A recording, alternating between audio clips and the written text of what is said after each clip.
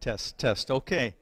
I'm going to start talking because it's 10 o'clock, and B, we have to start at 10 because to get from our class time, this is a little boomy, isn't it?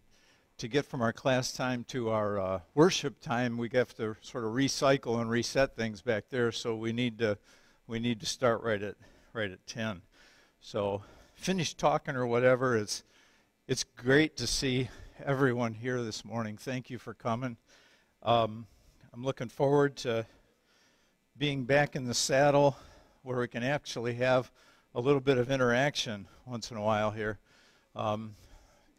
It got real lonesome in that basement. The material's great, but I mean, I'm not saying that my wife is not a good audience, but it's nice to have someone else to bounce things off of too. So it's just great to see everyone here, and I would just ask that we open with a word of prayer, if that's all right. Father, it's so good to be here together in your presence and to share in all these things that we consider priceless and treasures. We thank you now for this time to focus in on the message that your servant John has written to us and for us. We pray that as we investigate this book, this writing, this reality, this truth, as we investigate these things, that we will see that which you intend for us to see, and that we will be more convinced than ever that Jesus and all of the things about Jesus are indeed true. And help us to be convinced of that in a way that's not just an intellectual belief or assent, but it's an actual trusting him with everything that happens in our lives. So please bless us to that end, and as we look at this text today. In Jesus' name, amen. Okay, so if you've missed out on what we've been doing on Sunday mornings for the last 40 weeks, we have gotten through 4 chapters of John in 40 weeks. I figured that out last night that if we keep going like that, we still have 17 chapters to go, and if we're going to spend 10 weeks on each chapter, that's 170 weeks. We'll be in John for 3.5 years. We're going to speed up a little. I hope. We'll see.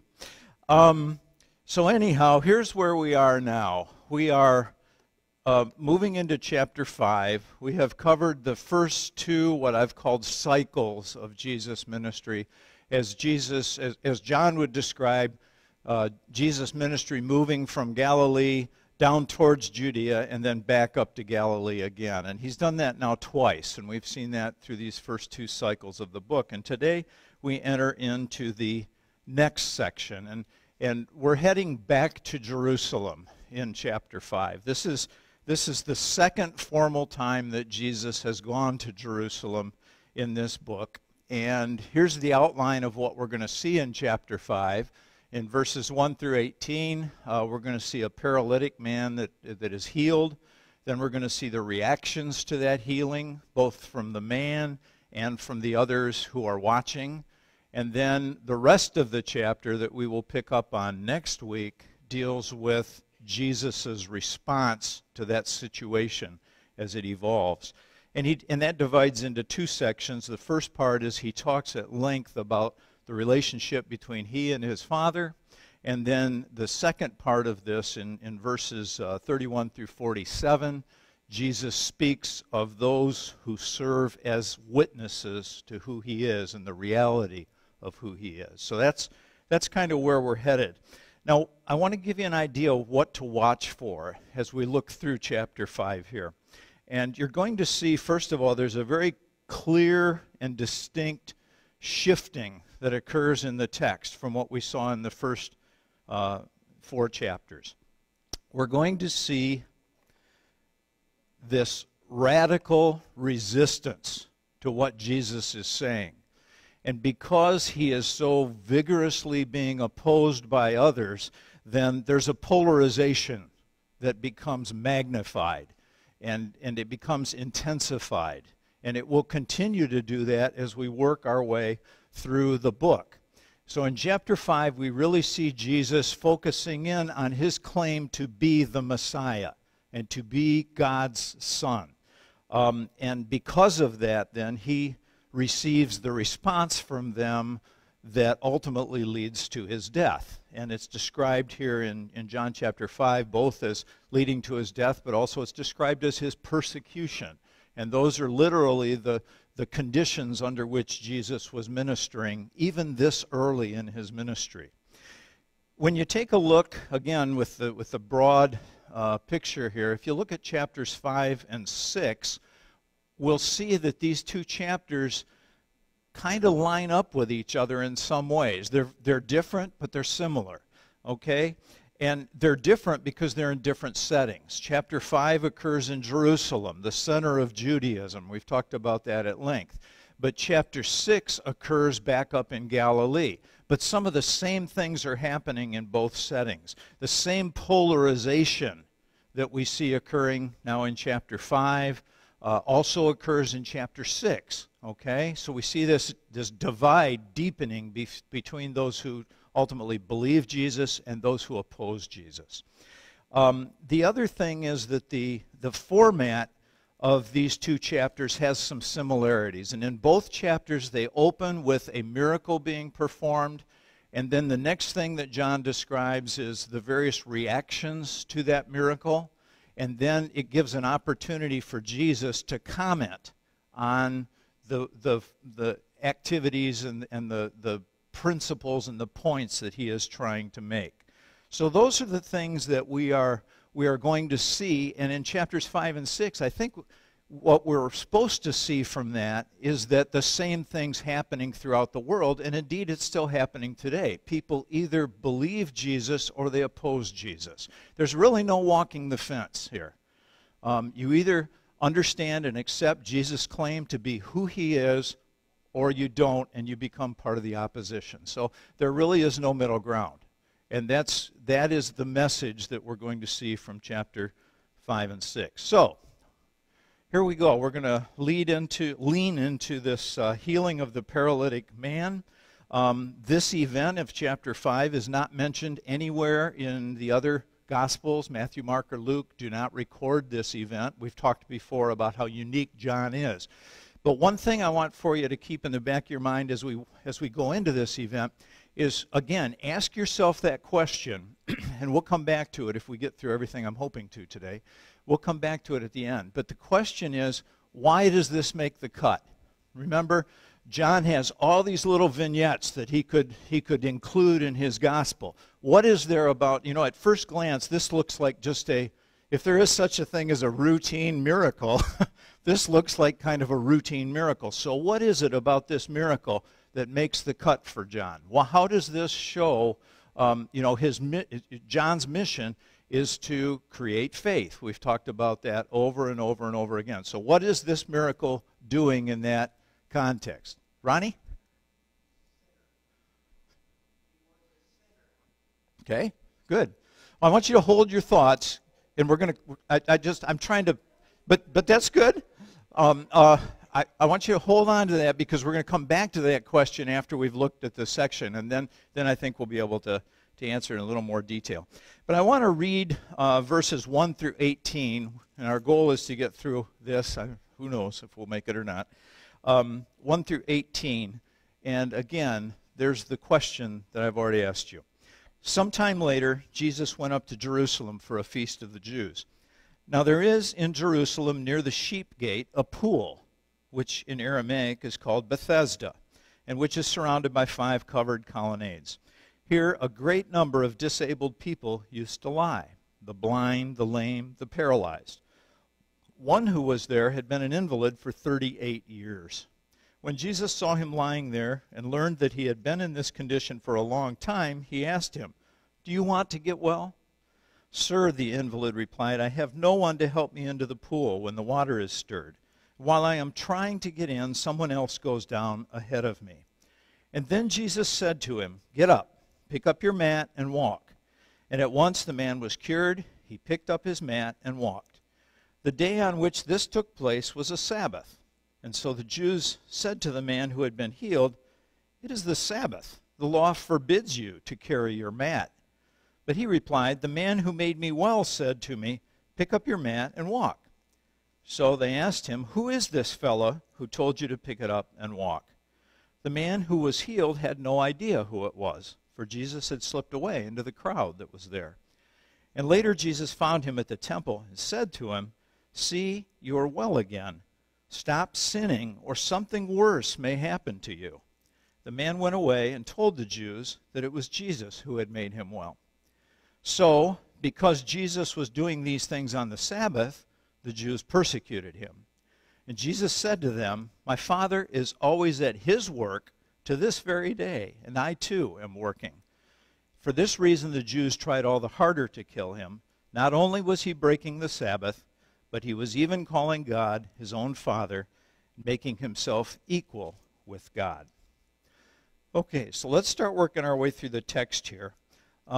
We learn first of all that Jesus was, there we go. Jesus was returning to Jerusalem for another feast of the Jews. The specific feast is not mentioned, and this is a little bit unusual for John. He usually tells us which feast is going on and why Jesus is making this pilgrimage. This isn't terribly significant, but it could possibly indicate that Jesus' ministry was longer than we typically accept. Because if this was a Passover feast, then John records 3 other Passovers. He records a Passover feast in 2:13 that we already read about. That's the one where Jesus came and cleansed the temple. He also records a Passover feast when Jesus is in Galilee in chapter 6, verses 3 and 4. And then, of course, the whole last half of the book or so deals with the final Passover of Jesus' life, that of Passion Week. And so if this is another Passover, that's 4 Passovers. Usually we think of Jesus' ministry having lasted 2 to 3 years. But if this is a 4th Passover, the reality is it was 3 to 4 years. I don't know if that's significant or not. It's not a real big deal. And to be honest with you, in my mind, it seems unlikely that this was Passover because John probably would have mentioned that if it was one of those days. But just to get that out there, that there's a possibility that his ministry could have been a little bit longer in duration than we typically accept it. By the way, John is the only one who gives us these reference points. Luke tells us that Jesus was about 30 years old when he began his ministry, but nobody else gives us any dating as far as how long the ministry was. The only way to ascertain that is from John's gospel. He's the only one that gives us these dates that we can identify. Okay. What is more important here, though, is that Jesus is returning to Jerusalem. And remember what John has told us in the book so far about Jesus and his trip and his regard by those in Jerusalem. The first time we saw Jesus in Jerusalem, he went into the center of Judaism and threw people out, okay, and made a scene. And then they challenged him, "What authority do you have to do this? Can you show us a miracle to prove that you have this authority?" And Jesus went on to perform a bunch of miracles and had some limited success in terms of converting people or convincing people. But that was the kind of scene Jesus had made during his first trip. And then remember also that at the beginning of chapter 4 in the Gospel of John, it tells us that the Pharisees, who were based, of course, in Jerusalem, they had been watching Jesus, and they'd also been watching John the Baptist. And the first few verses of chapter 4 tell us that because of their watching him so carefully, Jesus decided it's time to go back to Galilee. I need to get out of the heat here a little bit to give my ministry a chance to get traction. And so Jesus decided to go back to Galilee. So Jesus going to Jerusalem was already a hot zone, all right? And it doesn't cool off in this episode. So we need to understand that as he's coming back there. Jesus also appears to have been alone on this pilgrimage. We don't have any record of John or any of the other apostles being with him during this scene or during this episode. And so he appears to have been alone on this trip to Jerusalem. Verses 2 and 3 tell us about the actual setting there right in Jerusalem. There's a pool that's there. It's surrounded by 5 covered colonnades. Now, a colonnade is a row of columns. So those columns then could support a roof to be over them and shelter those who were gathered there from the elements. So it's like a covered porch effect, but a lot more grandiose, obviously. But this, in Jerusalem, had become a place where the infirmed would gather. And the text tells us there was a great number of disabled or infirmed people that were gathered there. So this is like an open-air hospital, is what you're looking at. And it would not have been a pleasant place. You probably would have, the things you would see would not be pleasant, between the sores and the discharges and the bleed, the blood and all that, all the gore that would have been present. This is the reality of it. I know you're looking at each other, but this is the reality of it. The sounds, there would be moaning, there would be crying, there would be people who had no hope. They'd been stuck in this situation for years. It would remind us maybe of those old-time army hospitals or something where you just go in and shake your head. And this is the kind of place, the smells. This would not have been a pleasant place to be. Its name was Bethesda. I think I missed a slide change. Its name was Bethesda. And there are alternate interpretations of what Bethesda might mean. It's not known for sure. One alternative is it may mean house of healing. It may mean to become well, and it may mean to bubble up. And all these things had to do with what was going on there at this site. And as in other places in the Gospel of John, it's also possible that John intended to leave that ambiguous so that we would think of all of those meanings. Quite often, John, if there was a specific meaning attached to a word, John would tell us what that was in his Gospel as he writes. But here, he specifically doesn't tell us. So maybe that's telling us that all those meanings are intended, and that's sort of what I think. Now, why did it have these names? Well, this is where this gets a little bit interesting from the text standpoint. As I read through this, if you have a King James, you're going to notice that I skipped something. Anybody read a King James anymore? We got a couple. Okay, we got a few.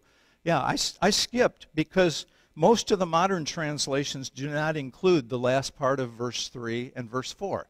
So they simply don't have them there.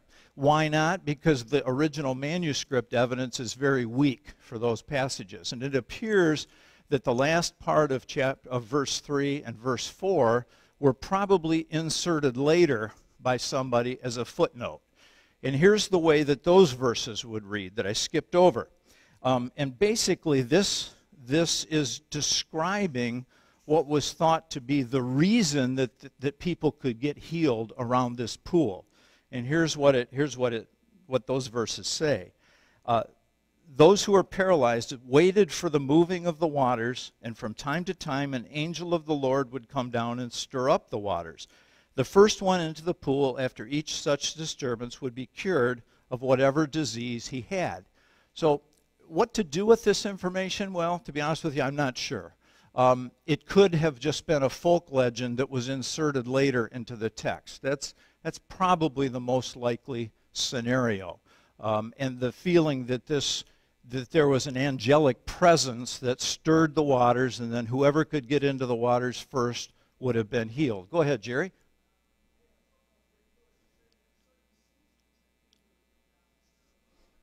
Yeah, there were a lot of other stories attached to that myth as well, or possible myth. We just don't know the reality of it. We do know that there are hot springs to this day in Jerusalem. There's one currently called the Fountain of the Virgin, and it would act like a hot pool, and periodically it bubbles up. So that is not thought to be the site where this miracle took place, but that is a natural phenomenon in the Jerusalem area. So that's certainly a possibility. Lamar? Exactly, and that's the point we need to take from this, is that this was the common belief about what was going on, and that explains why all these people were gathered in that area. And what I want for you to think about is, think about Jesus' desire to go to that area. That's not why he went to Jerusalem. At least it's the main reason he went to Jerusalem was for the feast. And the feast would have been focused on the temple and the activities of the temple. But here Jesus, in the midst of this great celebration of the Jews, Jesus takes the time to go over to the ghetto and do some ministry. Now, isn't that impressive? That's remarkable, and that's an important thing. He gives up all of the pomp and circumstance of the temple and its surroundings, and he just goes off and acts as a servant anonymously to a man who's had an infirmity for 38 years. Verse 5 reminds us that this gentleman had been sick for 38 years. That should remind us of how serious his condition was. It was not going to be reversed otherwise. It was hopeless. It was a hopeless situation for him. And that, of course, was the whole area there was a zone of hopelessness for them. And Jesus asks him a question in verse 6. He says, "Do you want to get well?" And that's an interesting question too, isn't it? Because it's an assessment of his psychology. And it's saying, or are you dependent on your life the way that it is now?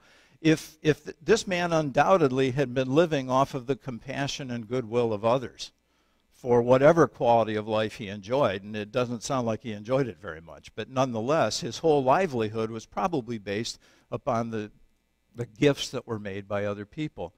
And the question that Jesus is asking him is, are you trapped in your dependency here, or do you see a way through this? Do you see a way out of this? In verse 7, the man responds, and it's interesting to see that he's focused totally on the pool as being his answer, not Jesus. He says, I've just got no way to get into the pool. I've got no friends. He's describing his loneliness to Jesus. And he has no idea who he's talking with. Verses 8 and 9, Jesus said to him, "Get up, pick up your mat, and walk." And at once the man was cured. He picked up his mat and he walked. As in all of Jesus' miracles except one that I can think of, the healing was total and it was instantaneous. There was no process involved. It was snap your fingers and it was done. But Jesus in this scenario is totally anonymous. The man doesn't know who he is. He can't identify him to the authorities later. And Jesus just sort of fades away into the crowd. And he's not there to make a scene. He's just simply there to do good and to help this man out of his infirmity. Sir?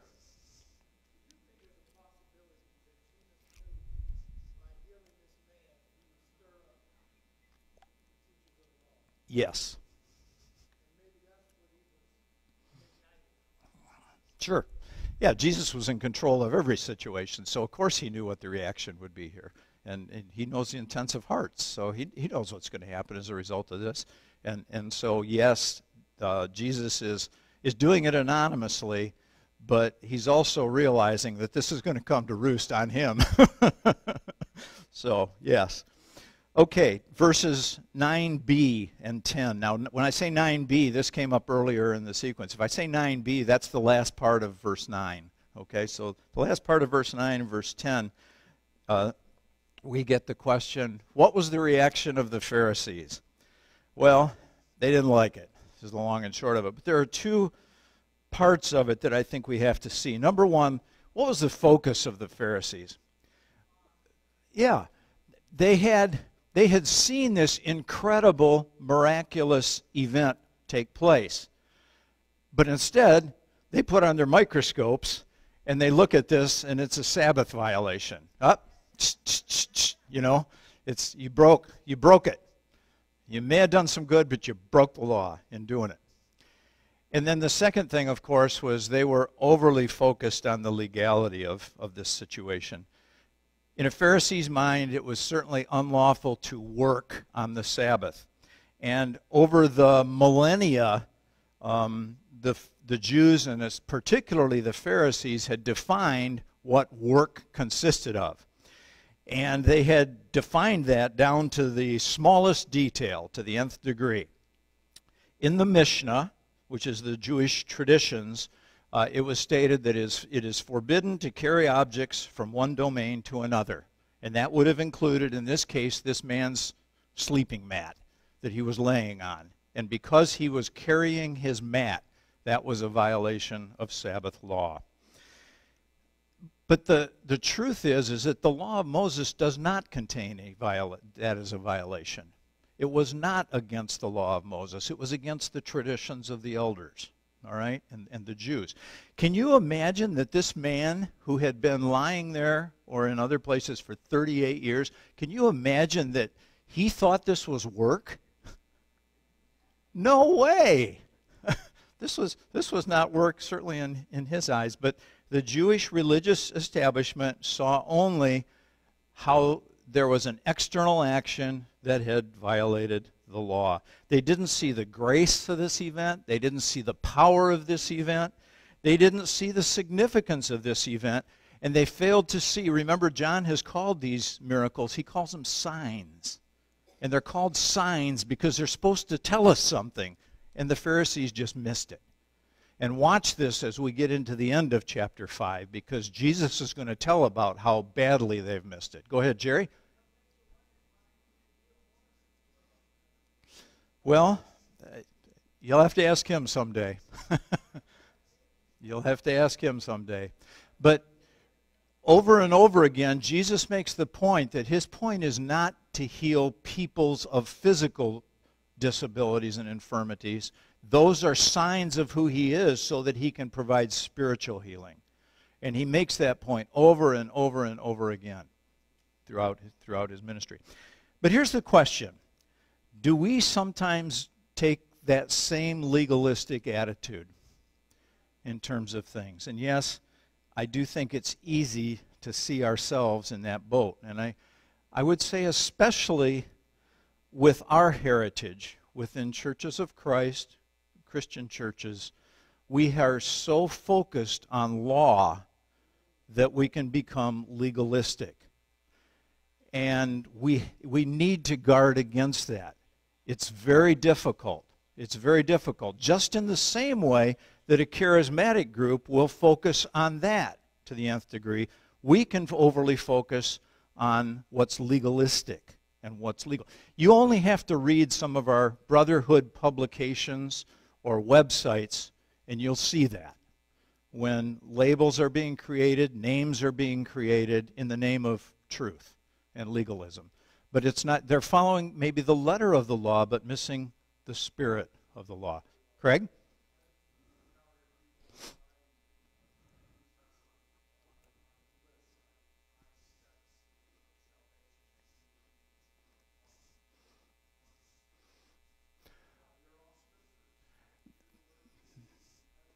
That's right. That's right.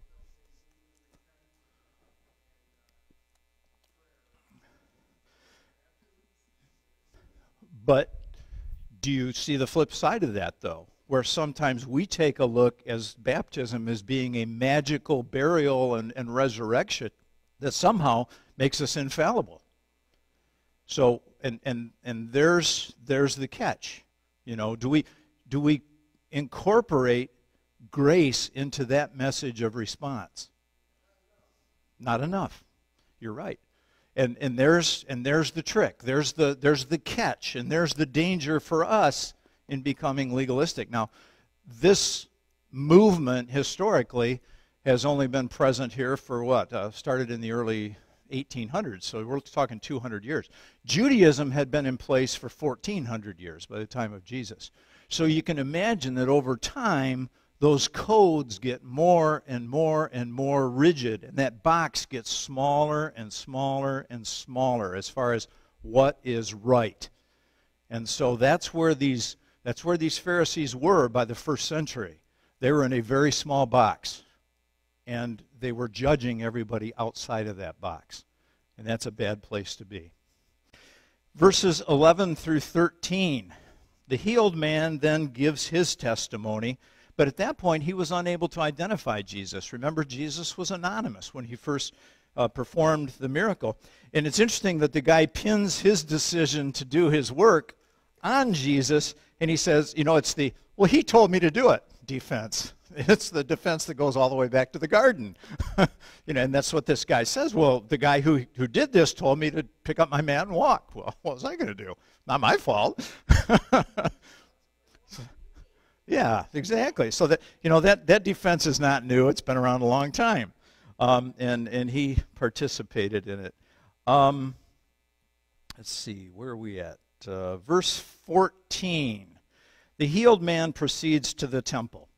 Now, this must have been a big moment for him. You put yourself in his shoes, and here he has been 38 years living a life that's just awful. And now he's able to go into the temple. Maybe he was taking an offering of thanks there. One would certainly think so. And now he meets Jesus again. He encounters him again. And Jesus says, sin no more. And now we come to Ron's thing. Jesus connects the physical healing to the spiritual healing. And he says, don't miss the real point here. The real point is about spirit. The real point is about a spiritual healing, or something worse may happen. Well, he's telling this guy that the spiritual consequences of this, of disobedience, are worse than the infirmity he's just been cured of. So that is the message that's there. Verse 15. The man went away and told the Jews that it was Jesus who had made him well, and so now he is able to identify Jesus, and he does. Okay? Essentially, he's reporting Jesus to the authorities. He's letting them know now, oh, here's the guy. I know who he is now. I don't think he was intentionally doing it to harm Jesus, but it didn't help Jesus in the short term. In the long term, it helped Jesus accomplish what he intended. We're going to see in chapter 9 that Jesus heals a blind man who was blind from birth. And we're going to see a very different reaction from that man as he defends Jesus. So just kind of keep that in the back of your mind as we work our way forward. As we get into verse 16 now, we see, and I'm rushing through this. As we get into verse 16, the Bible says, I've got to turn back a page. Because Jesus was doing these things on the Sabbath, it appears, Jerry, that Jesus did more than just that single episode, because this refers to it as being multiple things. So there were probably some other things going on of a similar nature around the same time. But by the time of verse 16, we have arrived now at the core of the conflict, and the conflict is the Jews, the Jewish establishment, and Jesus. And these are the two sides. And Jesus gives his answer in verse 17. In verse 17, Jesus gives the answer that provides the foundation for the whole rest of the chapter. And the rest of the whole chapter describes what Jesus meant by verse 17. When Jesus said, "My Father is always at his work to this very day, and I too am working." And what Jesus says there's two parts to it. He says, first of all, God is my Father. I know him in a way no one else does, and he will define that later on in the chapter. Secondly, I am doing his work. It is his work that I am all about. And you don't recognize me, we're ultimately going to learn, because you are not his children. I mean, that's ultimately where this is headed. He makes the point that God is still working, even on the Sabbath. And of course, the workings of the universe continue. Everything goes on. Things don't just stop on Sabbath. And God is still in motion. God is still doing things, even on the Sabbath. The reality is, Sabbath was never intended as a day focused on inactivity or doing nothing. That is not the goal of Sabbath. Remember, but the commandment says, remember the Sabbath day to keep it holy. That's right. That was the focus of Sabbath. Sabbath was to be a day of spiritual focus and purpose, a hallowed day, a holy day, not just a day of doing nothing. But in the Jewish legalistic mind, that is what it had become. okay? It was a day to remove burdens, not to increase them. It was a day to be aligned with God, to see your purpose, to see your spiritual place in the world, and see and remind yourself of the importance of that. And that was the point of Sabbath and Sabbath rest. But it was not so much focused on doing nothing. By the time we get to verse 18, the sides have now been drawn. The hostility and the hostile parties are gathering on each side of this. And it says, for this reason, the Jews tried all the harder to kill him. Not only was he breaking the Sabbath, but he was even calling God his own Father, making himself equal with God. It's hard to imagine, at least for me, it's hard for me to imagine that level of hatred. It's really, really difficult. Yeah.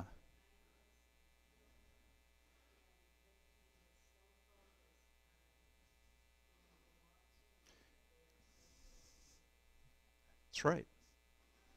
Craig?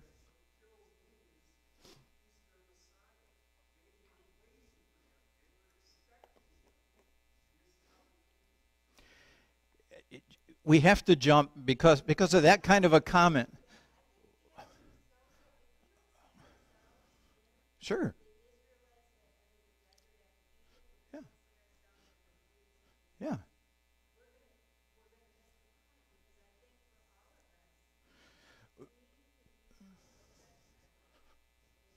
Sure. That's right.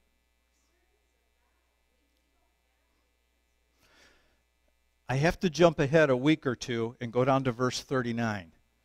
Verse 39, because it's this point. He tells them, you diligently study the Scriptures because you think that by them you possess eternal life. These are the Scriptures that testify about me, and yet you refuse to come to me to have life. And there it is. Jesus calls a spade a spade. I mean, he puts it right out there on the table. This tells us that because of this level of hatred, they must have been genuinely threatened by what he was saying and doing. This is not, otherwise you just ignore it. But they had to feel that their threats, that his threats were very real. They were afraid of him. They saw how the masses were responding to him, and their dominance and their privilege were about to disappear. And that's what they were afraid of. And so we've got to get rid of this threat. So there are two charges that the Pharisees level against him back in verse 18. First of all, this Sabbath violation and performing work on the Sabbath. And then secondly, claiming equality with God as his Father. So this is about 2,000 years now after Abraham. And from the time of Abraham, the Jews have been treating God as holy, as different, as other, as unapproachable. And now they have no idea how to deal with Jesus, who is touchable, loving, merciful, engaged with people, and showing us what God is like in a human body. And they have no idea how to deal with him. So now back to the question that I asked at the beginning. And that question is, why does this make the cut? Well, I think there are two reasons, two important reasons why this makes the cut. Number one, Jesus reminds us that he is for the downtrodden, that those who have no other hope have hope in him. And then secondly, he has set the stage for the rest of this chapter where he will define his mission and his focus. And that will then provide the jumping off place for the rest of the book in terms of what Jesus says and does. So keep reading. Please spend some time in chapter 5. We'll be looking at the last half of it next week.